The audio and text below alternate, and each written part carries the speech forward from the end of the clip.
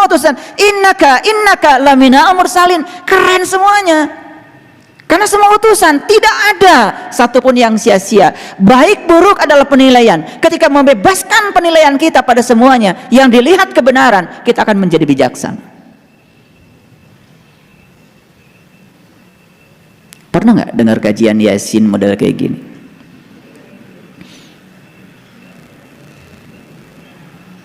Tapi pernah nggak kalian baca surah Yasin? Sering ya, tiap malam Jumat. Malam Jumat baca Yasin. Ketika ditanya kenapa sih nggak malam Sabtu?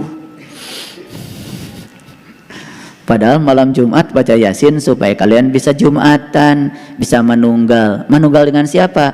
Manunggal dengan diri sejatimu. Manunggal dengan sang pemilik semesta ini, merasakan kehadirannya. Kalau sudah manunggal, jadi pinter. Kebijaksanaan jadi sangat dekat dengan kita. Ternyata ya, orang yang menipu kita utusan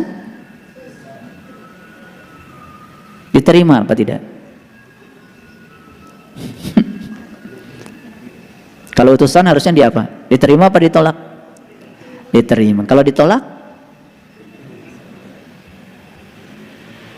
Kalau ditolak, pesannya nyampe nggak kita? Itulah kalian. Kenapa tidak bijaksana? Karena setiap ada utusan yang datang, selalu kalian tolak.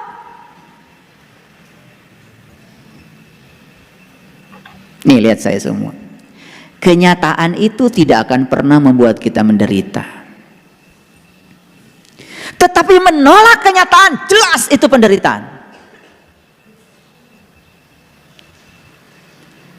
Paham? Makanya orang itu cuma 3 kok menurut saya. Ada yang pikirannya lemah, ada yang pikirannya sedang, ada yang pikirannya kuat. Kalau ingin lihat orang, gampang. Kalau yang dia bicarakan itu selalu saja orang lain, kekurangan orang, kelemahan orang, itu ciri orang yang pikirannya lemah. Ada lagi orang yang berpikiran sedang, yang dibicarakan biasanya kejadian aja. Ada macet, bicarakan. Padahal dia tidak suka dengan macet. Padahal makin dibicarakan tuh macet, ya dia akan sering terjebak macet. Karena ketika dia membicarakan kejadian, sesungguhnya dia sedang mengundang kejadian itu untuk datang berulang-ulang dalam hidup. Makanya doa yang sebenarnya kan sudah saya jelaskan.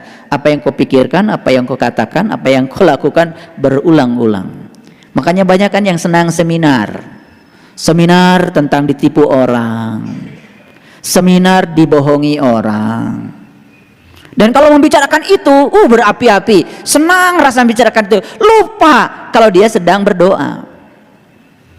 Untuk menarik semua agar terjadi berulang-ulang.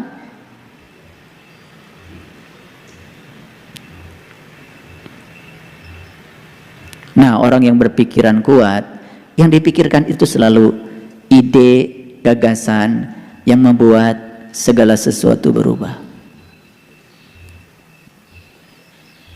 Silakan kalian klasifikasi, termasuk yang pikiran lemah, pikiran sedang, atau pikiran kuat.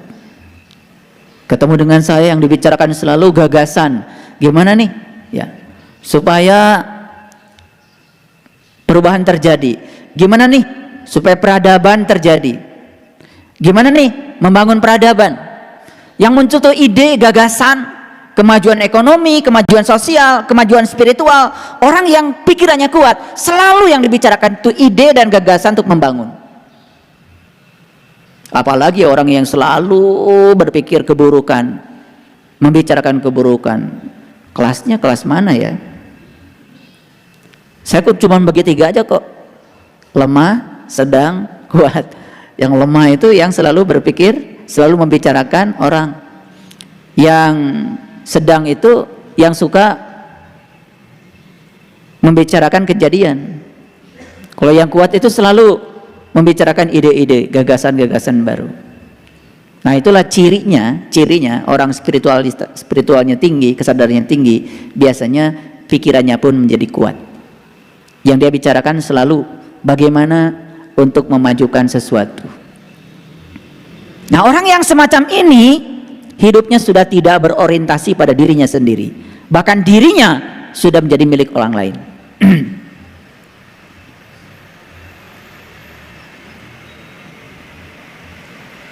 Gak ada waktu buat dirinya, semua waktu buat orang lain. Sudah melihat utusan sekarang, innaka laminal mursalin. Untuk apa sih semua utusan itu datang? Lihat, untuk apa? Untuk apa?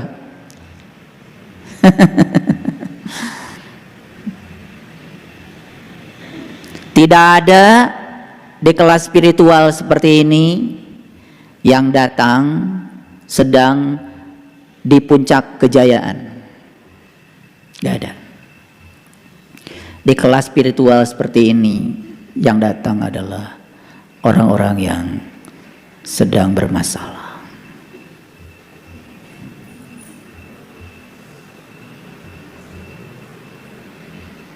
Itulah nasibnya guru spiritual.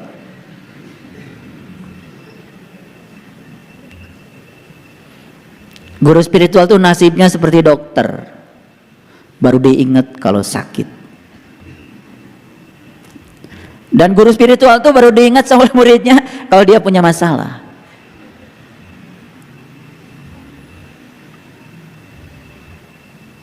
Jadi sesungguhnya guru-guru spiritual itu apa sih? Dia itu amplifier sebetulnya. Dia itu amplifier, pengeras suara. Untuk mengeraskan suara yang sesungguhnya sudah ada pada diri kalian semua, cuman kalian gak denger. Dikeraskan. Apa utusan-utusan itu tidak ada pada diri kalian? Ada. Terdengar suaranya? Nyaris tak terdengar. Nah, sekarang saya keraskan.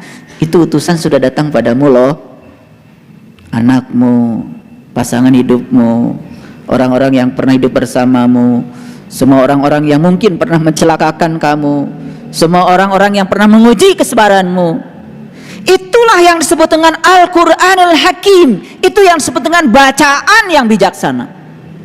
Kalian baca Quran ini, apalagi cuma dengan mata, Bismillahirrahmanirrahim, Alif Lam Mim, Zalikal kitabu la raiba fi hudal lil muttaqin, hanya dapat kata-kata.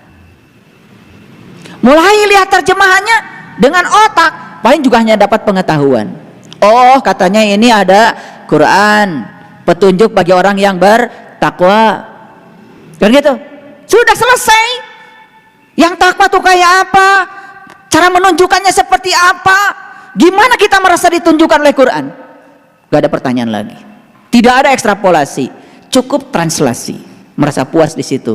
Besok sudah jadi penceramah. Keren apa tidak? Keren.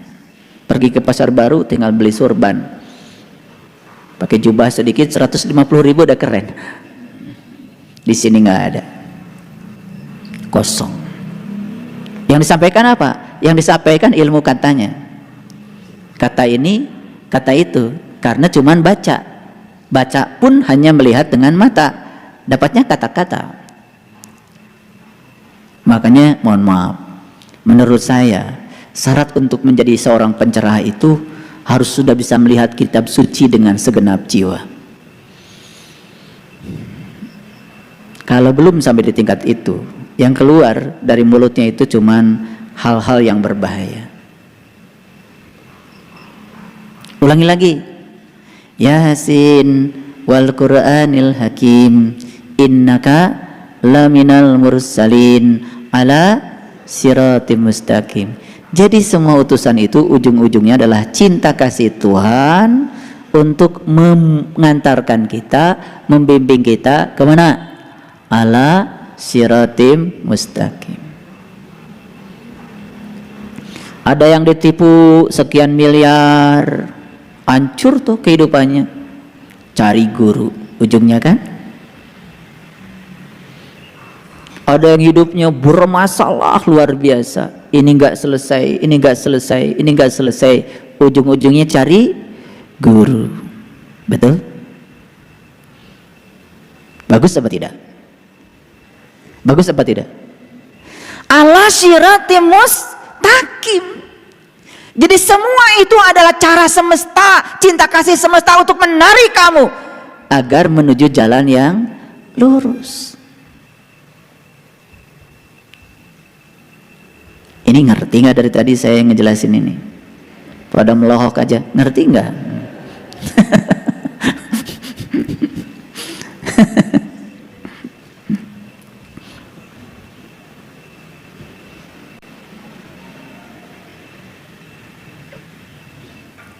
Semua manusia ingin mencapai kebahagiaan tertinggi.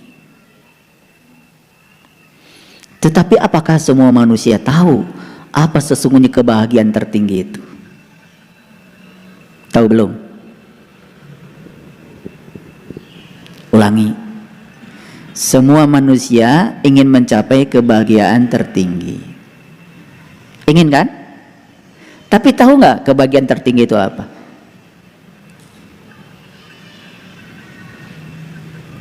Kebahagiaan tertinggi itu adalah tidak berharap apa-apa. Apa?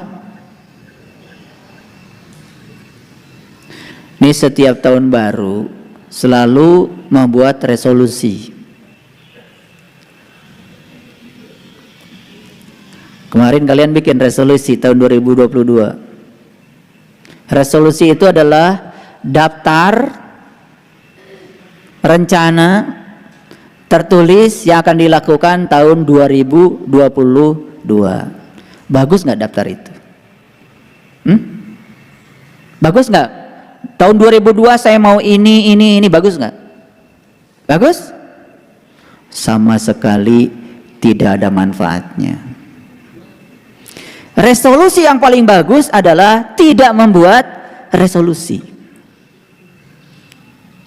Karena hidup yang sebenarnya itu yang spontan.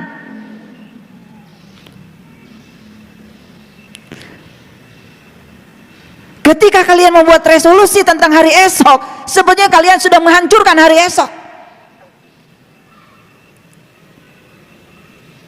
Karena hari esok yang misterius, yang luar biasa, yang menakjubkan, kemudian dibatasi oleh resolusimu. Lalu resolusi yang dibuat kebanyakan manusia itu hanya memenjarakan diri untuk tidak siap menerima kenyataan. Hidup mah gampang, gak usah bikin resolusi. Hidup saja sehari, selesai hari ini, besok sehari kalau masih hidup. Sehari-sehari aja. Ya, mau bernyanyi bernyanyilah, mau menari menarilah, mau makan enak makan enaklah. Sesederhana itu kok. Kita tidak disuruh apa-apa sama Allah di semesta ini, disuruh bersuka cita dan penuh kebahagiaan, itu saja. Betul?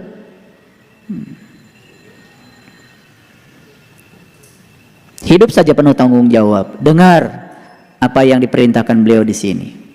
Ikuti saja. Ikuti yang di sini. Ya. Bersiap-siaplah untuk menerima kenyataan. Apa tidak boleh gitu punya rencana? Boleh. Tetapi jangan lupa hiduplah dengan spontan. Karena kalau kita belum bisa hidup dengan spontan, kita akan kaget. Karena hidup itu seperti yang kita mau. Lalu kita mengatur Tuhan dengan doa-doa kita supaya Tuhan mengikuti yang kita mau. Padahal yang terbaik menurut Tuhan bisa jadi yang kita tidak mau.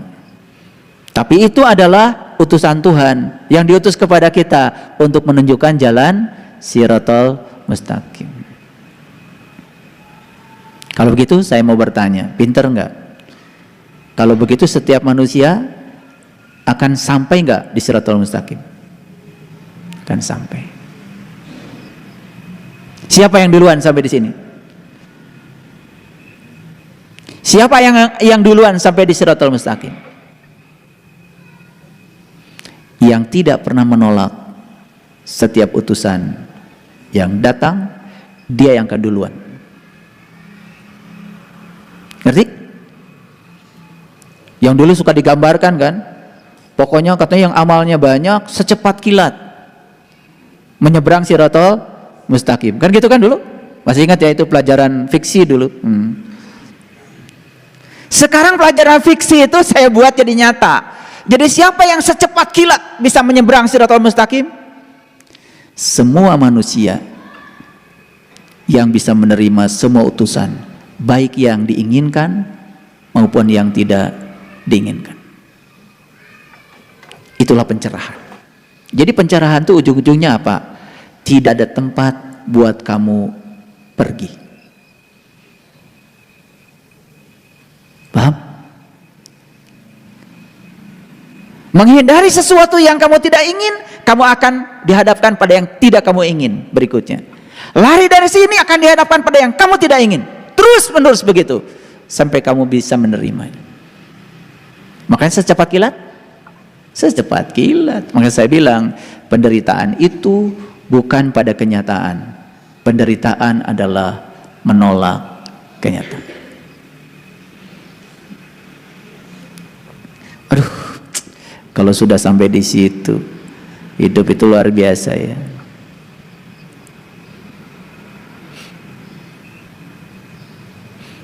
Baik, ala siratim mustaqim. Ayo kita ulang lagi. Yasin wal Qur'anil hakim, innaka laminal mursalin ala siratim mustaqim. Wahai Sin, sini. Sin itu sudah ada di sini.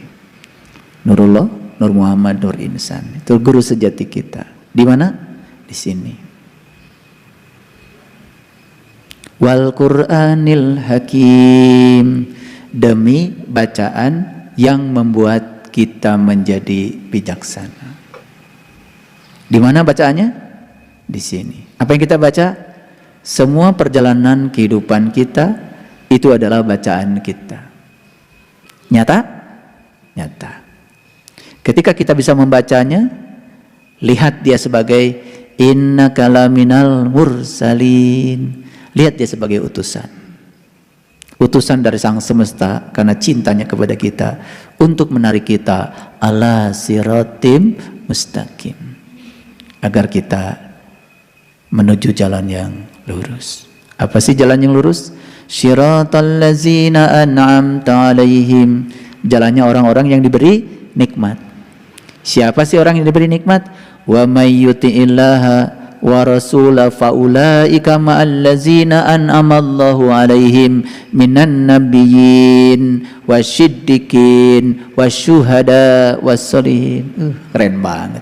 Jadi sudah dikasih ya jalan-jalan yang luar biasa sebetulnya, cuman kita nggak ngerti.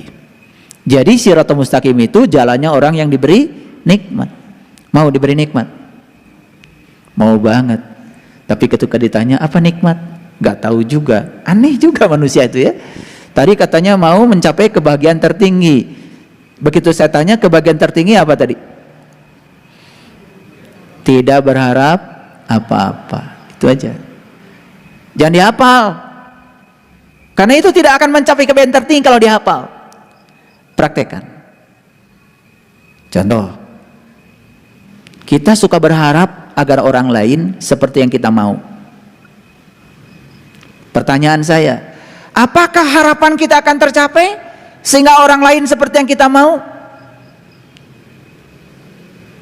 Coba tidak berharap apa-apa.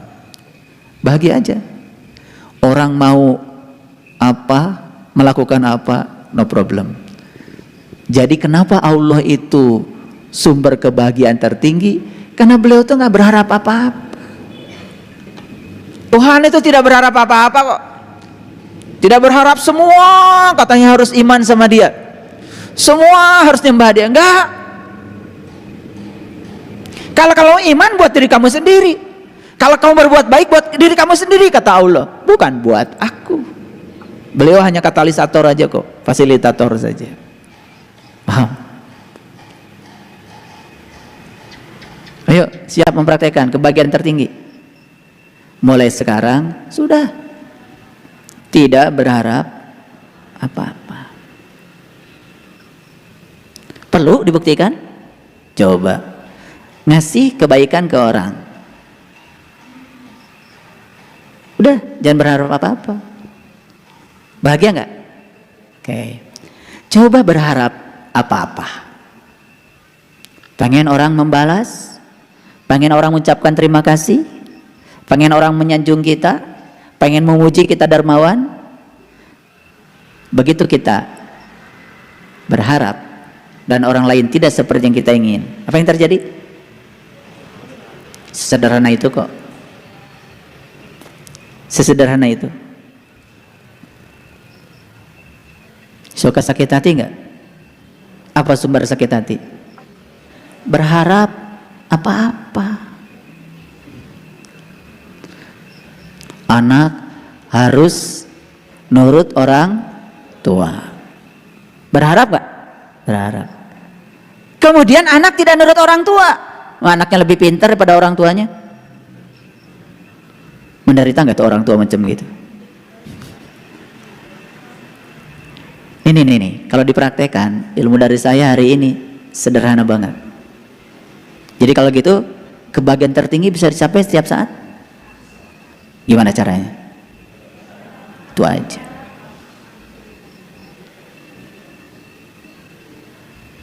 Ini sebagai istri berharap suami begini, begini, begini, begini. Ternyata tidak begini, malah begitu. Hasilnya apa? Ingin mencapai kebahagiaan tertinggi? Oke. Mulai sekarang tidak berharap apa-apa. Saya yakin suaminya justru akan lebih sayang.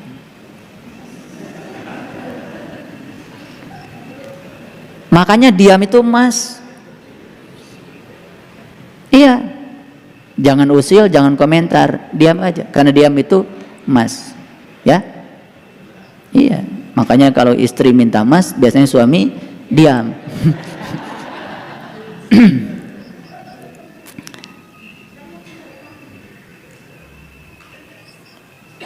Lihat saya semuanya. Ulangi lagi supaya paten nih. Saya tidak bahas banyak hari ini. Yasin. Di mana Yasin? Sini. Nurullah, Nur Muhammad, Nur Insan. Brahma, Wisnu, Siwa. Sukma Kawaka, Sukma Sejati, Sukma. Terserah nyebutnya mau apa, gak peduli. Mau nyebutnya Bapa, Putra, Roh Kudus, gak peduli. Karena sesungguhnya Tuhan sendiri tidak pernah memberi nama pada dirinya. Yang ngasih nama Tuhan, kita-kita juga. Yang ribut, kita-kita juga. Yang berantem, kita-kita juga. Luar biasa ya kita ini. Yang bilang ini rumah Tuhan, kita. Yang bilang itu rumah saya, kita. Aneh manusia itu ya. Dia bikin dua rumah. Satu rumah buat tempat tinggal, disebut rumah saya.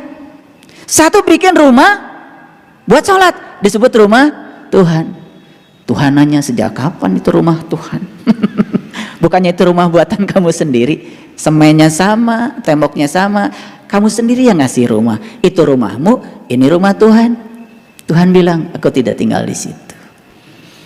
Langit dan bumi tidak akan cukup menampung zatku, tapi kalbunya orang yang beriman, itulah rumahku. Qalbul mu'min baitullah.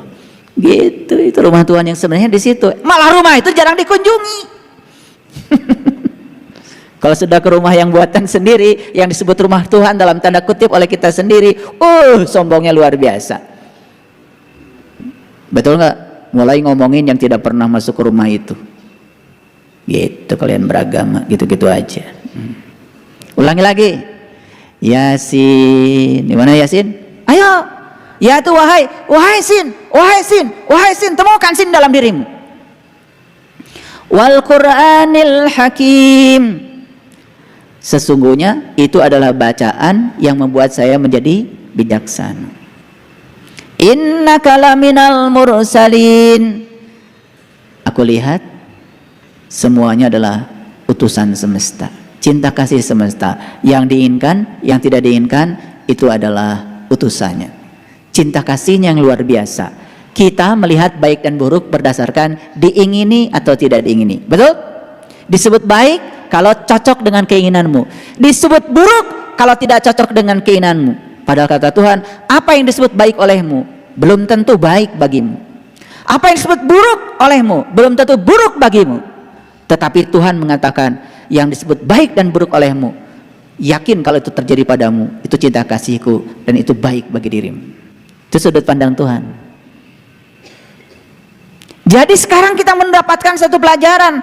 Ternyata semua utusan yang datang kepada kita, yang kita ingini, yang tidak kita ingini, kalau sudah selesai kita terima dan tidak ada penolakan lagi. Semuanya itu membawa kita ala siratim mustaqim. Siapa sih ya yang menurunkan itu? Siapa yang menurunkan itu? Siapa yang menurunkan itu? Baca dong ayat selanjutnya. Tanzilal azizir rahim.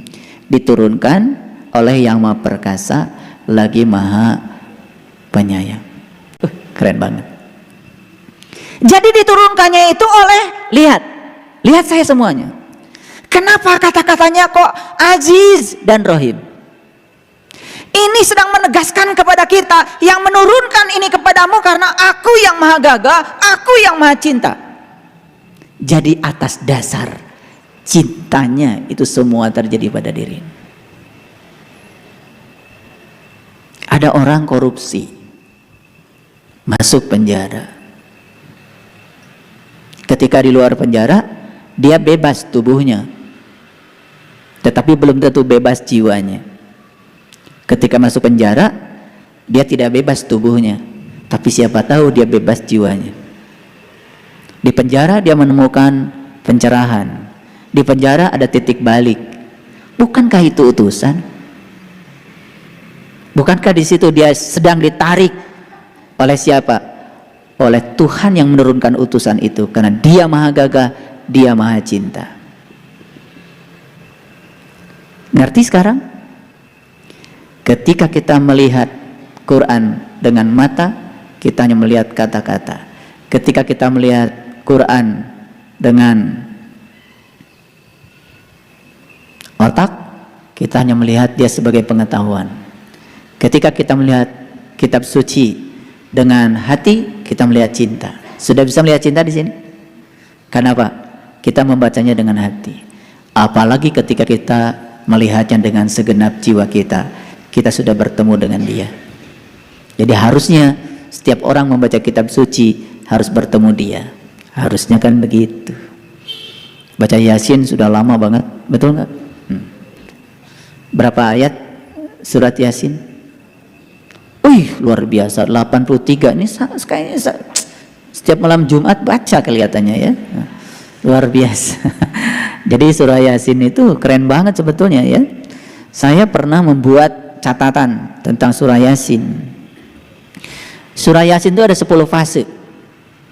Fase 1 itu ayat 1 sampai 6. Itu di situ menyatakan tugas dan peran utusan.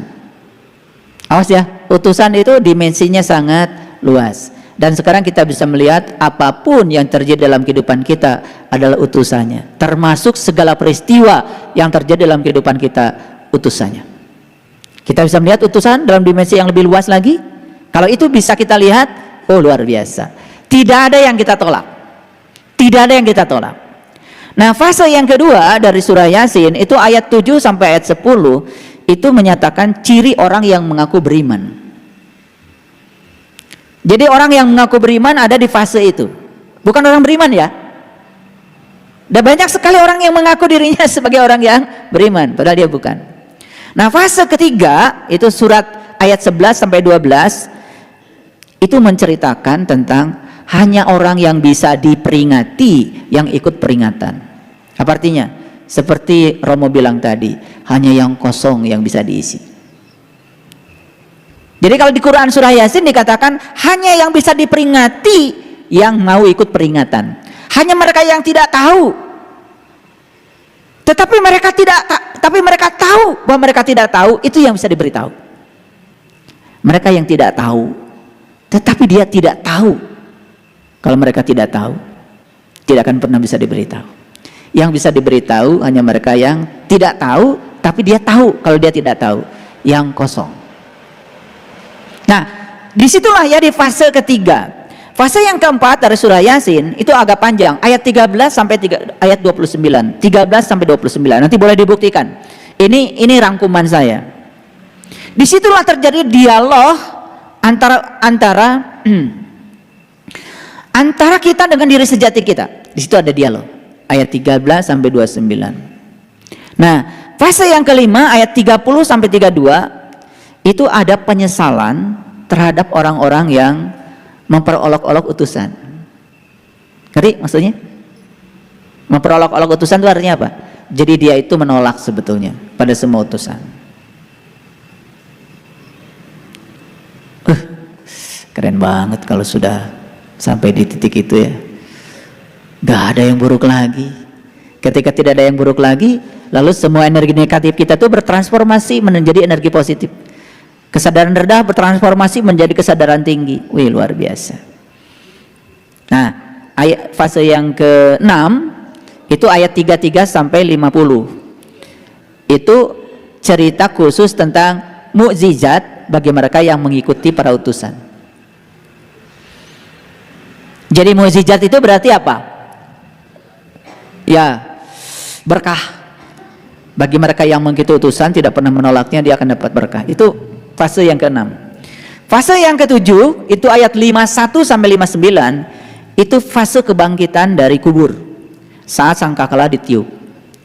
Jadi kebangkitan dari kubur bukan bangkit di kubur itu, bukan.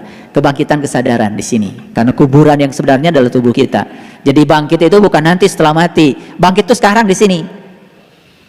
Terpuruk kita dalam ekonomi, bangkit. Itu namanya kiamat. Terpuruk dalam spiritual, bangkit. Itu namanya kiamat. Jadi kiamat itu ya kata Rasul sudah dekat. Tapi kita selama ini mengartikan kiamat selalu hancurnya alam semesta. Pada kiam itu artinya adalah bangkit. Jadi hari kiamat itu hari berbangkit. Silakan tentukan olehmu kapan mau bangkit. Itu hari kiamatmu. Kalau saya selama ini hanya menjalankan ritual agama, hanya terjebak oleh rutinitas, tidak ada kepuasan. Bangkit kesadarannya. Mulai sekarang saya nggak mau lagi hanya menjalankan rutinitas. Saya ingin menjalankan rutinitas sekaligus saya juga merasakan kepuasan menjalankan itu. Bangkit, itu namanya kiamat. Makanya kiamat itu harus terjadi sekarang. Di mana? Di sini, saat ini, sekarang. Makanya kiamat nunggu apa? Nunggu mati. Mati yang mana? Mati selagi hidup. Kalau sudah belajar mati selagi hidup baru kiamat. Kalau sudah kiamat baru masuk alam hisab. Kita bisa mulai melihat semuanya secara jernih. Itu baru yang tadi. Karena melihat semua sebagai utusannya. Paham? Itu namanya hisab. Hisab itu menghitung, ya, mengkalkulasi. Hisab itu. Ya sudah, kalau sudah menghisab tinggal kita putuskan mau di surga atau di neraka. Surga dan neraka buatan kita sendiri. Ciptaan kita sendiri. Kita mau di surga, mau di neraka, itu adalah pilihan kita. Hasil hisab kita akan mengantarkan kita surga atau neraka, pilihan kita. Oh, saya sekarang tidak mau lagi di neraka. Sudah, lepaskan dirimu dari Malik. Makanya neraka penjaganya malaikat Malik. Malik milik itu ego. Semua yang bersifat ego, bersifat keakuan, lepaskan. Begitu melepaskan ego, kita masuk surga di kesadaran tertinggi. Makanya surga penjaganya malaikat Ridwan. Ketika sudah Ridwan, sudah ridho, apapun yang terjadi saya terima sebagai utusannya, surga. Masuk akal? Gitu. Jangan fiksi terus belajar agama. Nanti lagi, hari ini ya nggak kerasa apa-apa. Ya, iya. Pakai lagi dalil-dalil. Kita mau orang beriman, bagiannya bukan di sini, bagiannya nanti. Nanti ketika bagian, ayo nanti. Dan kita percaya aja sama orang yang ngomong begitu. Kita mah bagiannya bukan di sini katanya. Harta dunia, kenikmatan dunia buat mereka yang kafir. Dalam tanda kutip, kafir itu orang yang berbeda keyakinan dengan dia. Tolol banget. Kafir itu artinya adalah tertutup. Kamu mau agamanya apa kalau masih tertutup? Kamu justru yang kafir. Jadi tidak usah mengkafir-kafirkan orang. Lihat diri kamu sudah terbuka atau belum. Kalau kamu belum terbuka, apalagi mengkafir-kafiran orang, itu ciri bahwa kamu masih tertutup. Lihat bahasa Arab itu, kafaro itu bukan ingkar. Kafaro itu bukan mengingkari keyakinan kita. Kafaro itu artinya adalah tertutup. Sudah jadi bahasa Inggris, cover. tertutup. Pikiran kamu tertutup, merasa paling benar sendiri. Kolbumu tertutup, merasa penglihatanmu paling benar. Itu kafaroh. Kalau semua orang belajar tuh ke dalam, nggak keluar, sebenarnya semesta ini damai.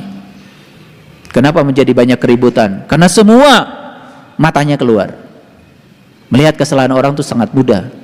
Melihat kesalahan diri sendiri itu yang sulit. Oke, lihat saya semuanya. Jadi dari situ kan kita bisa lihat, ya. Oh, ternyata alam hisab itu harus kita alami sekarang.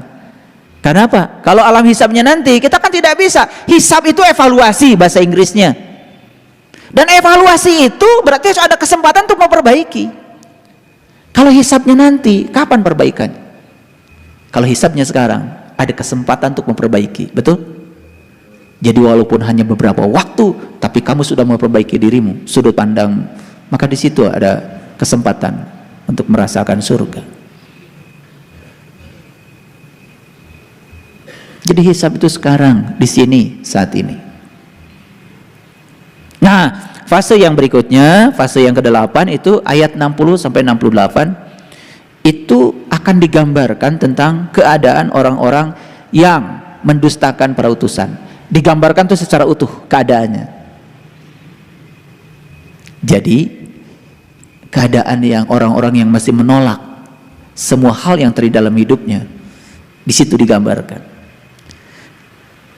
Penderitaan berasal dari penolakan, bukan dari kenyataan. Ya. Nah, baru masuk fase yang ke-9, itu ayat 69 sampai 70. Itu dijelaskan tentang bagaimana para utusan itu menyampaikan kitab yang nyata. Kitab yang nyata, namanya kitab mubin. Ayat yang ke-71 sampai 83 itu fase yang ke-10 menegaskan tentang adanya siklus kehidupan. Nah, jadi orang-orang yang belum selesai untuk bisa menerima semua hal dalam hidupnya sebagai utusan, maka dia akan masuk pada fase kehidupan berikutnya. Nah, ayat yang selanjutnya itu sampai ayat 83 itu diceritakan tentang siklus. Keren banget sebetulnya kalau ini dibuka ya, surah Yasin. Setidak-tidaknya saya perlu waktu 10 pertemuan untuk menjelaskan siklus 1 sampai siklus yang ke-10. Nah, hari ini saya baru menjelaskan fase 1 ayat 1 sampai ayat yang ke-6. Sudah mengerti sekarang? Tangzilal Azizir Rahim. Siapa yang menurunkan para utusan itu? Tuhan yang Maha Gagah dan Maha Cinta. Jadi sekarang lihat utusan itu para utusan itu diutus oleh Tuhan yang Maha Cinta. Punya uang 300 juta, ditipu orang. Bisa melihat cinta nggak di situ dari Tuhan? Punya uang 300 juta, ditipu orang. Duitnya cuma segitu-gitunya. Karena dia pikir harta dia duit itu yang 300 juta. Nafas, bisa melihat, bisa mendengar, bisa bicara. Udah lupa kalau itu seakan-akan bukan harta. Pokoknya hartanya 300 juta aja. Hilang, ditipu orang. Bisa melihat cinta di situ? Bisa melihat utusan yang datang untuk mengambil uang 300 juta? Ayo, harusnya bisa dong. Betul nggak? Iya, siapa tahu uang 300 juta itu kalau di tangan kita mencelakakan kita. Diambil sama yang punya karena dia mengutus itu kan karena cinta. Tangzilal Azizir Rahim. Karena cintanya begitu luar biasa, kita diselamatkan. Karena penglihatan kita berbeda dengan penglihatannya. Aduh, kalau kita percaya semua yang terjadi adalah kebenaran, tidak ada yang kita tolak. Makanya orang yang sudah di tingkat ini kesadarannya tidak pernah hidup dengan apa yang seharusnya. Hidup saja dengan apa adanya. Karena yang ada adalah apa adanya. Jadi percaya sekarang bahwa yang memderitakan kita itu adalah harapan-harapan kita. Pengen begini, pengen begitu. Makanya mulai tahun depan gak usah bikin resolusi tiap tahun baru. Hidup aja secara spontan. Jalani aja hidup sehari-sehari. Yang paling penting pesan saya satu, jadilah dirimu menjadi lebih baik hari ini daripada dirimu yang besok. Tidak usah menjadi lebih baik dari siapapun. Tidak penting. Tidak usah kau bandingkan dengan siapapun, gak penting. Tidak usah menjadi yang terbaik dibandingkan siapapun, tidak usah. Hidup bukan kompetisi, hidup itu adalah mitra. Ulangi lagi, hidup bukan kompetisi, tapi hidup adalah mitra. Dengan siapa kita bermitra? Dan orang baik? Yes. Dan orang tidak baik? Yes. Dan orang yang sabar? Yes. Yang tidak sabar? Yes.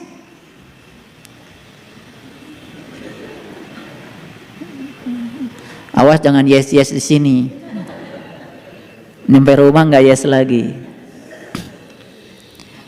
Ketika suami sabar, yes.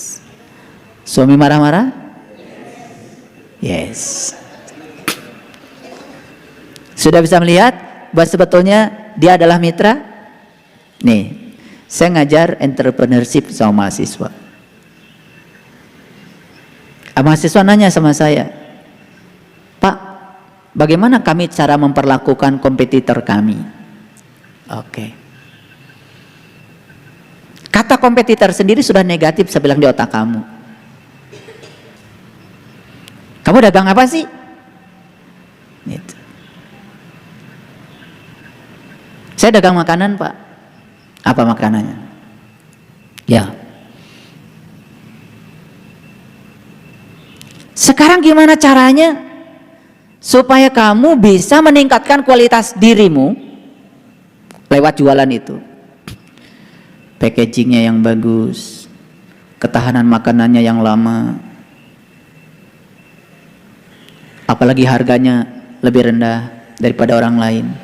Kan sebetulnya yang disebut dengan kompetitor itu bisa menjadi mitra. Karena apa? Dengan hadirnya dia kan mengingatkan kita supaya kita menjadi lebih baik. Jadi saya tidak mengajarkan mahasiswa saya melihat orang yang usaha sama sebagai kompetitor. Saya ajarkan mahasiswa saya supaya dia melihat itu sebagai mitra. Dan ternyata mengubah sudut pandang dari kompetitor menjadi mitra itu keren banget. Kompetitor musuh bukan? Musuh bukan? Musuh. Kalau kita menempatkan orang lain sebagai musuh, ya sudah, kita nggak dapat pelajaran. Tapi kalau dia ditempatkan sebagai mitra kita, keren. Ayo pulang ke rumah nanti bikin daftar mitra dalam kehidupan. 1, anak saya yang baik dan taat, mitra. 2, anak saya ngeyel, kadang-kadang gak nurut, mitra. 3, terus kaget nanti setelah ada 1000 daftar mitra, baru akan kaget. Sujud syukur kita, terima kasih Tuhan, Engkau sudah hadirkan mitra-mitra. Kalau di bisnis kan namanya mitra bisnis, membuat bisnis kita jadi jalan. Kalau dalam hidup namanya mitra kehidupan, membuat kehidupan kita menjadi bernilai. Selanjutnya pertanyaan saya, mungkin nggak kita berterima kasih pada mitra-mitra kita? Mungkin nggak? Terima kasih karena kehadiran Anda, bisnis saya menjadi luar biasa. Terima kasih karena kehadiran Anda, kehidupan saya menjadi indah dan menyenangkan. Siap? Itu ujungnya, kita akan berterima kasih pada mereka. Wih, keren banget. Ada di situ musibah? Ada di situ berkah? Tidak ada musibah, tidak ada berkah. Semua adalah kebaikan dan cinta. Tangzilal Azizir Rahim. Keren nggak kalau kayak gitu? Lihat ayat selanjutnya. Ini baru fase yang pertama. Litundiro qaumam ma udira aba'uhum fahum ghafilun. Agar kamu memberi peringatan kepada orang-orang yang oleh bapak-bapak mereka belum pernah diberi peringatan. Karena itu mereka lalai. Lalai pada siapa? Lalai pada Yasin, lalai pada utusan, tidak melihat dia sebagai cinta kasih Tuhan. Lalai. Betul nggak? Banyak yang lalai? Banyak banget. Makanya kita ini kan sudah kadung hidup dalam lingkungan yang dikotomi. Ini berkah, ini musibah, ini baik, ini buruk, ini benar, ini salah. Rame nggak sekarang di Indonesia ini? Apa aja jadi rame. Karena semua orang berhak menjadi hakim. Semua orang seperti berhak untuk memberikan penilaian pada apapun. Tuh. Kok saya jarang ya melihat di negeri ini yang bijaksana melihat sesuatu. Menenteramkan ke, apalagi menganggap dirinya sebagai tokoh agama ke, tokoh apa saja sih tokoh. Kenapa tidak membuat statement yang adem gitu? Ya rakyat ini gak usah terlalu ditarik-tarik pada konflik. Biarkan rakyat ini menjalani kehidupan dengan penuh sukacita dan kebahagiaan.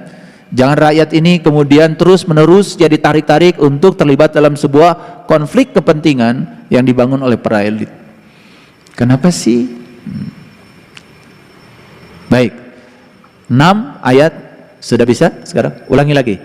Yasin wal Qur'anil Hakim innaka laminal mursalin ala siratim mustaqim tanzilal azizir rahim litundira qauman ma undira aba'uhum fahum ghafilun. Jadi ini peringatan dari saya.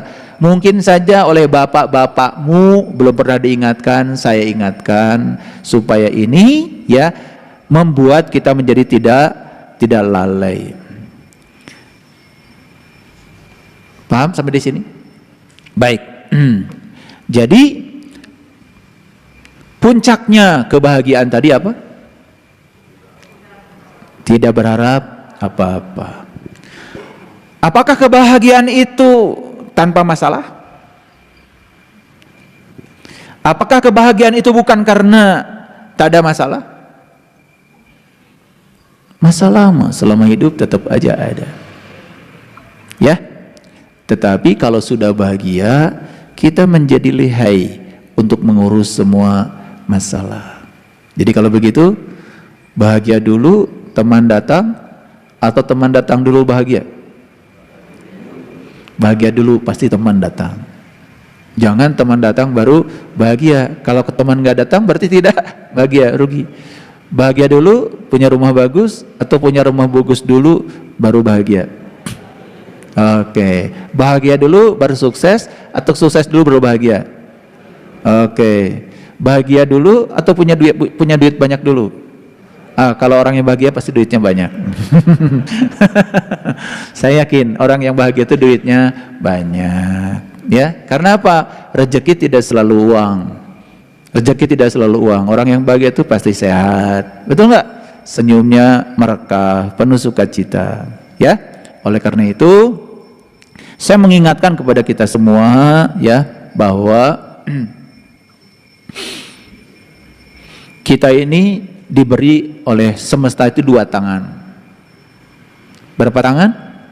2 tangan. Tahu nggak kedua tangan itu buat apa? Buat apa? Buat apa? Berbuat? Nggak jelas.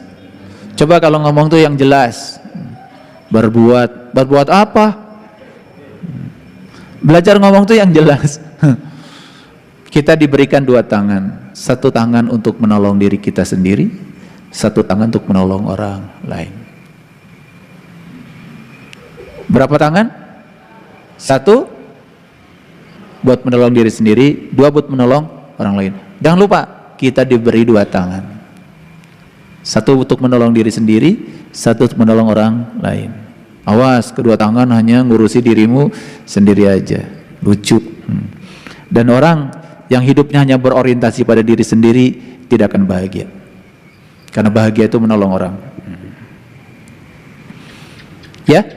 Oke. Jadi mari kita gunakan kedua tangan kita untuk menolong diri sendiri dan menolong orang lain.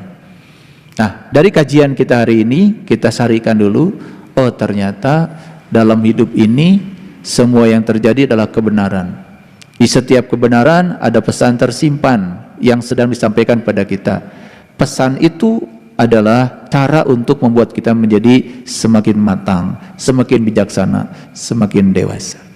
Karena ada orang yang umurnya tidak sesuai dengan kedewasaan jiwanya.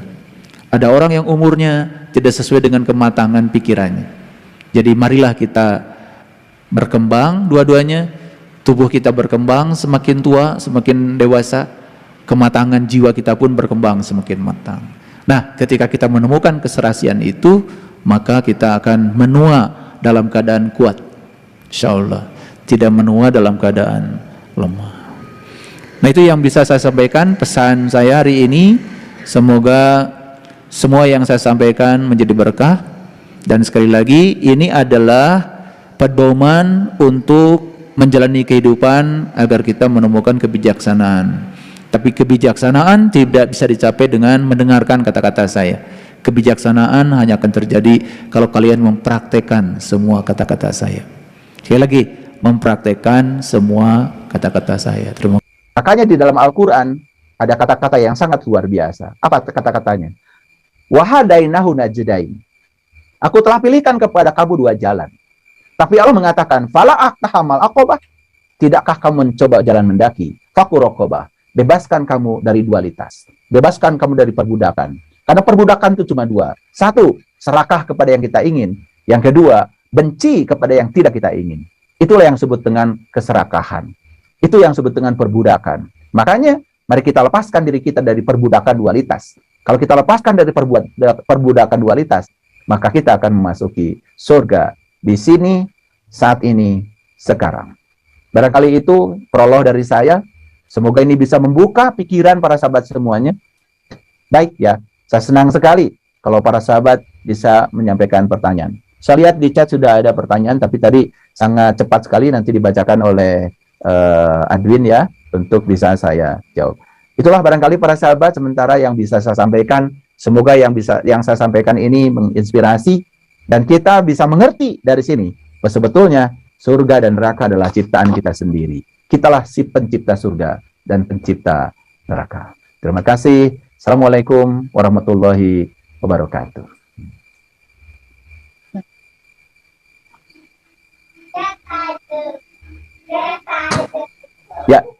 Ya, saya lihat ada 180 sahabat yang hadir malam ini ya di ruang Zoom saja. Ya, mungkin ada di platform yang lain. Saya lihat sudah ada beberapa orang yang raise hand. Di sini ada Pak Budi, Pak Budi Setiawan. Ya, saya malam ini tidak didampingi oleh MC ya. Jadi saya langsung saja supaya tidak terlalu banyak tersita komunikasinya. Silakan Pak Budi. Ya. Iya. Assalamualaikum warahmatullahi wabarakatuh, Ayah Guru. Terima kasih. Waalaikumsalam warahmatullahi wabarakatuh. Makin lama saya makin tertarik dari pencerahan dari Ayah Guru. Tapi saya selalu agak bertanya kenapa Ayah Guru cara penyajiannya berbeda dengan pengajian-pengajian dari yang banyak saya lihat juga. Tapi saya tuh semakin yakinnya itu Ayah Guru semua berdasarkan kepada Al-Quran. Nah, hanya di sini banyak pengertian di luaran sana karena ada Al-Quran, ada hadis, dan banyak sekali hadis. Ada pengertian bahwa kita itu tidak usah terlalu kreatif mencari-cari pengertian-pengertian lain, cukup kita melaksanakan pengertian-pengertian yang ada dari Al-Quran dan hadis, dan mungkin ada lagi ijma dan kias gitu ya.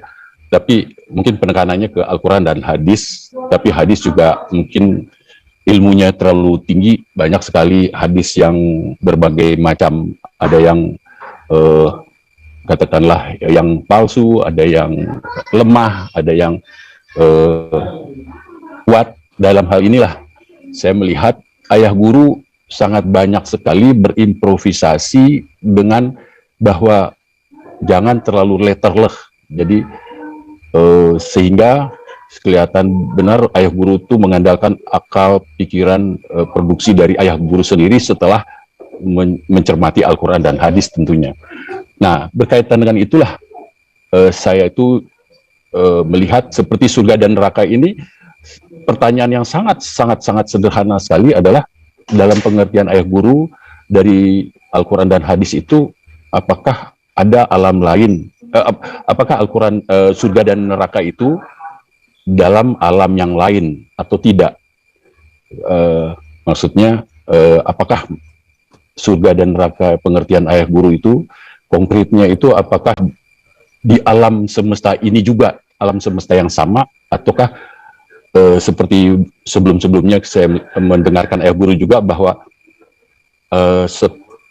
tidak ada setelah kiamat itu selesai dunia dan akhirnya ada alam akhirat di mana ada surga dan neraka.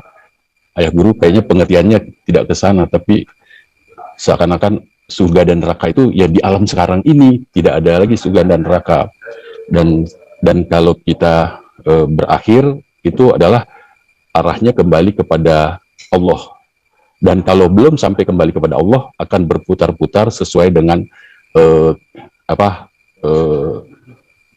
amalan kita. Apakah kita itu akan turun derajat, peran dari roh kita ini, ataukah naik atau kembali kepada Allah. Jadi itu yang sebetulnya. Jadi seperti tadi ayah guru mengenai surga dan neraka jelas sekali adalah dari perasaan kita atau mindset kita atau sudut pandang kita tadi diuraikan. Mungkin saya minta tolong sekali ayah guru memperkonkretkan ini pengertian-pengertian yang saya curiosity-nya tinggi sekali, tingkat penasarannya ini sebetulnya. Karena mau nggak mau kita itu kan juga membaca Al-Quran. Nah di Al-Quran itu pengertian-pengertian letterless-nya itu mungkin itu yang kita cerna. Sedangkan ayah guru punya pengertian-pengertian di luar letterless itu yang satu kemampuan akal budi ayah guru yang dimiliki ayah guru yang kita tuh untuk menerimanya apakah ini bertentangan dengan yang letterless atau memang inilah arti pengertiannya sebenarnya, itu yang perlu ketegasan benar ayah guru. Assalamualaikum warahmatullahi wabarakatuh. Waalaikumsalam warahmatullahi wabarakatuh. Baik, terima kasih Pak Budi. Saya sudah bisa menangkap. Mengapa berbeda? Pertanyaan dari saya satu juga. Apakah beda itu salah?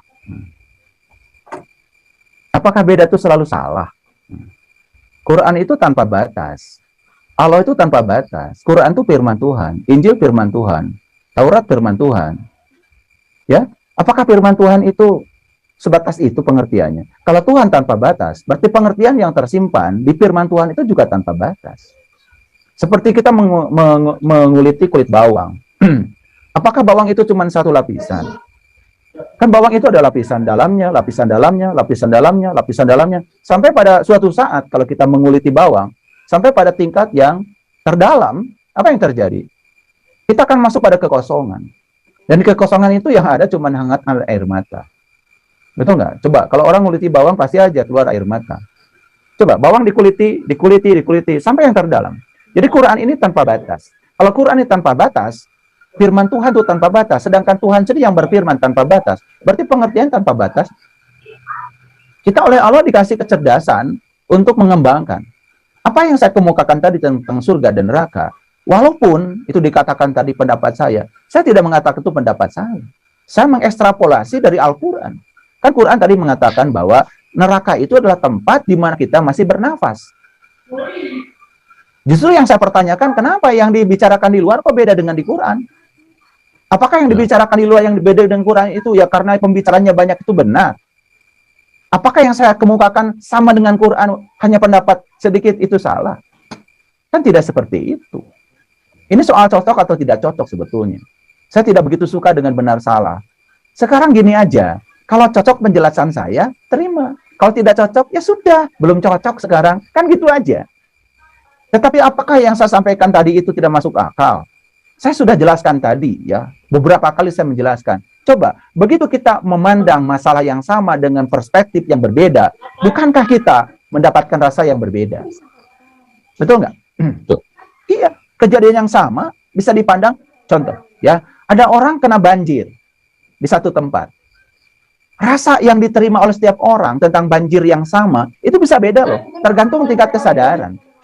Bagi orang yang sempit kesadarannya, mungkin itu menganggap musibah. Bagi orang yang luas kesadarannya, bisa jadi itu berkah.